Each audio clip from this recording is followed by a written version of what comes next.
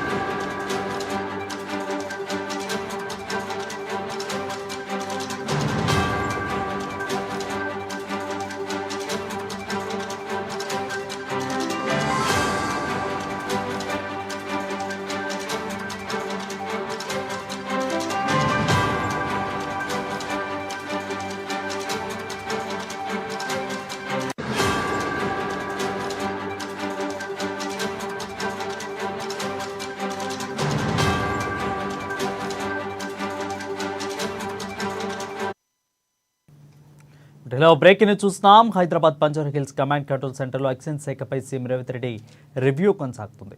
కొత్త లిక్కర్ బ్రాండ్లపై మంత్రి జూపల్లితో కలిసి చర్చిస్తున్నారు. ఇటీవల ప్రభుత్వానికి వచ్చిన అప్లికేషన్లపై డిస్కస్ చేస్తున్నారు. తర్వాత భూభారతిపై సమీక్ష చేయనున్నారు. ఎల్లుండి సీఎం చేతుల మీదుగా భూభారతి పోర్టల్ను ప్రారంభించనున్నారు.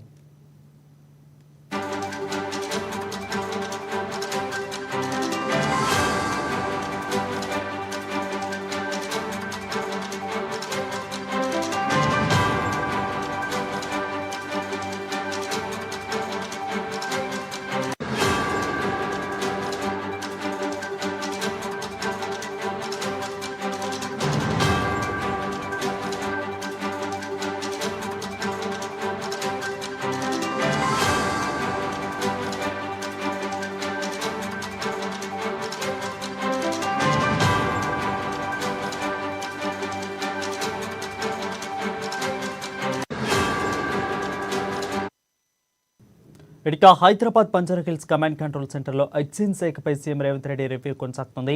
కొత్త లిక్కర్ బ్రాండ్లపై మంత్రి జూపల్లితో కలిసి చర్చిస్తున్నారు. దీనిపై మరింత సమాచారం మా ప్రతినిధి భవిత అందిస్తారు. భవిత, చెప్పండి.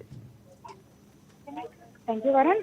వరుణ్, కొద్దిసేపటి క్రితం 4 గంటల ప్రాంతంలో కమాండ్ కంట్రోల్ సెంటర్ లో సీఎం సమీక్ష నిర్వహించారు. విదేశీ లిక్కర్ పైన సమీక్ష నిర్వహిస్తున్న సందర్భం మీద కనబడుతుంది. అయితే గతంలో ఎన్నడూ లేని విధంగా గత ప్రభుత్వాలు ఎప్పుడైనా కూడా వాళ్ళు దరఖాస్తు పెట్టుకుంటే వాటిని పరిశీలించి వాళ్ళకు అనుమతులు ఇచ్చేవారు. అయితే ఈసారి మాత్రం ప్రత్యేకంగా కొన్ని విదేశీ బ్రాండ్లను మన రాష్ట్రానికి తెస్తూ వాటికి సంబంధించిన ఆబ్కారీ శాఖ నుంచి ఒక నోటిఫికేషన్ కూడా విడుదల చేసింది. అయితే విదేశీ బ్రాండ్లు ఎవరైనా కూడా ఇక్కడ వాటిని విక్రయించవచ్చు అని చెప్పేసి కూడా వాళ్ళ ఒక నోటిఫికేషన్ జారీ చేశారు. అయితే దాదాపుగా 40 దరఖాస్తులు కూడా వచ్చినట్టుగా మనకైతే సమాచారం ఉంది. ఆ 40 దరఖాస్తుల్లో కూడా దాదాపు 20 దరఖాస్తులు విదేశీ బ్రాండ్ల అమ్మకం సంబంధించి 20 దరఖాస్తులు వస్తే మిగతా 20 చూసినట్లయితే లోకల్లో ఉన్నటువంటి విదేశీ బ్రాండ్ కావచ్చు, మిగతా బీర్లకు అంటే లిక్కర్ కి 10 దరఖాస్తులు వస్తే మిగతా 10 దరఖాస్తులు మాత్రం బీర్ అమ్మకానికి సంబంధించినటువంటి బ్రాండ్లకు సంబంధించి దరఖాస్తులు వచ్చినాయి. అయితే మొత్తంగా 40 దరఖాస్తులు అయితే వచ్చింది. వాటన్నిటిని కూడా రివ్యూ చేసిన సందర్భం అయితే కనబడుతుంది. అయితే ఇప్పటికే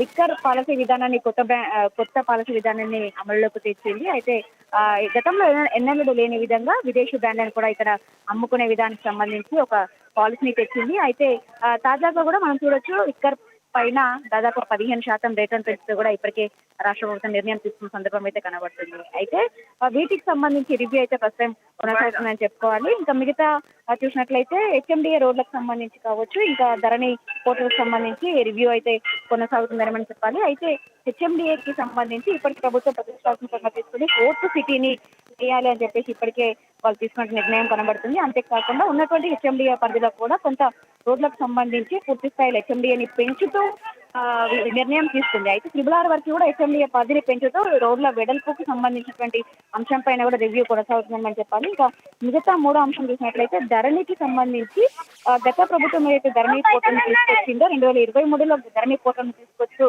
పూర్తి ఆన్లైన్ విధానం అందుబాటులోకి తీసుకొచ్చింది. అయితే ధరణి పోర్టల్లో తీసుకొచ్చిన అంశాలు మనం చూసినట్లయితే రైతులకు చాలా రకాలుగా ఇబ్బందులు కలుగుతున్నాయి. అంటే రైతులకు కావచ్చు, భూ యజమానులకు వాళ్ళకి తెలియకుండానే క్రయ విక్రయాలకు సంబంధించి ఒకరిపై నుంచి ఒకరికి భూమి మార్పిడి జరుగుతుంది అని చెప్పేసి ఇప్పటికే తీవ్ర ఆందోళన కూడా చేసిన సందర్భం ఉంది. అయితే వాటన్నిటిని కూడా రైతులు తీవ్రంగా వ్యతిరేకించారు. ధరణి వల్ల చాలా మందికి దాన్ని ధరణిని వెనక్కి అంటే ధరణిని కూడా మాకు లేకుండా చేయాలి, ఆ చట్టం లేకుండా చేయాలని చెప్పేసి కూడా ఇప్పటికే పెద్ద ఎత్తున కొంతమంది రైతులు కూడా ఉద్యమించిన సందర్భం కూడా ఉంది. ఎందుకంటే రైతు బంధు విషయంలో మనం చూసినట్లయితే కొంతమంది చెప్తారు పాస్ పుస్తకాలలో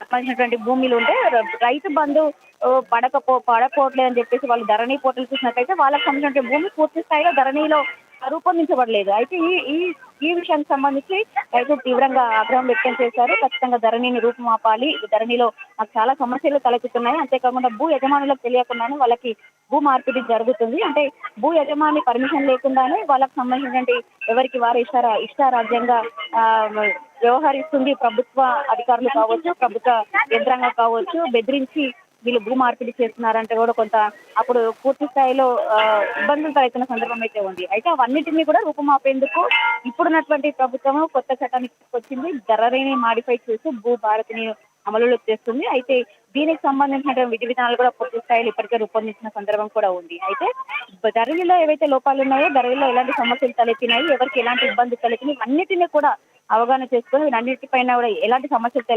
తలెత్తుతున్నాయో అవన్నిటిని కూడా ఫీడ్బ్యాక్ తీసుకొని ఇటు రైతు చట్టాల ద్వారా కావచ్చు, రైతుల నుండి ఉన్నటువంటి అధికారులకు కావచ్చు, ఉన్నత అధికారులకు కావచ్చు సమీక్షలు చేసింది. ఎలాంటి ఇబ్బందులు తలెత్తినాయి దానివల్ల అని చెప్పేసి ఇప్పటికే సమీక్షలు చేసింది. వాళ్ళ దగ్గర నుంచి అభిప్రాయాలు కూడా తీసుకుంది. అయితే ఈ అన్ని అభిప్రాయాలను కూడా క్రోడీకరించి వాటికి అన్నిటికీ అనుగుణంగా కొత్త భూభారతిని రూపొందించింది. అయితే గతంలో ఉన్నటువంటి ధరణిలో ఏదైనా సమస్యలు వచ్చినా కూడా దానికి సంబంధించినటువంటి మాడ్యూల్స్ దాదాపు 33 మాడ్యూల్స్ రూపొందిస్తూ ధరణిని రూపొందించారు. అయితే ఇందులో 33 మాడ్యూల్స్ లో కూడా ఉన్నటువంటి రైతులు కావచ్చు, భూ యజమానులు కావచ్చు, ఏమన్నా చిన్న చిన్న మార్పులు చేసుకోవాల్సి ఉంటే అక్కడ చాలా ఇబ్బందులు తలెత్తుతున్నాయని చెప్పేసి ఇప్పటికే గ్రహించినటువంటి ప్రభుత్వం దాదాపు దాన్ని 33 మాడ్యూల్స్ ని కుదిస్తూ 6 మాడ్యూల్స్ ని కేంద్రీకరించింది. అయితే 6 మాడ్యూల్స్ లోనే కావాల్సినటువంటి రైతులకు కావచ్చు, ఇతరత్ర అంశాలకు సంబంధించి ఒకరిపై నుంచి ఒకరికి ల్యాండ్ ని మార్పిడి చేయడం విషయంలో కావచ్చు, వారసత్వ మార్పిడి కావచ్చు, ఏ అంశంలోనైనా ఈ 6 మాడ్యూల్స్ వాళ్ళు పూర్తి స్థాయిలో కావాల్సినటువంటి ఫలితాన్ని పొందవచ్చు అని చెప్పేసి ఇప్పటికే ప్రభుత్వ పెద్దలు చెప్తున్న సందర్భం అయితే కనబడుతుంది. అయితే భూ భారతి వల్ల ఎలాంటి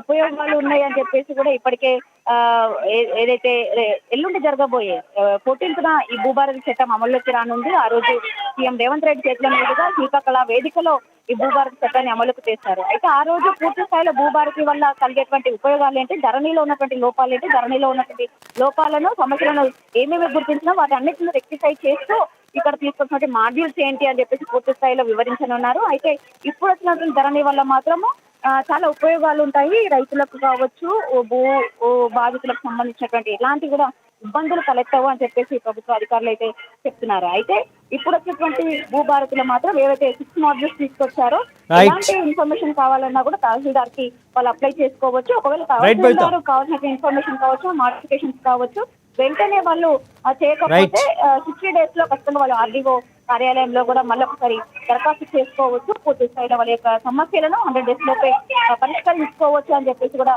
ప్రభుత్వ తరఫునటువంటి అధికారులు కూడా చెప్తున్నారు. అయితే right Bhavitha, thank you Bhavitha for the clear update.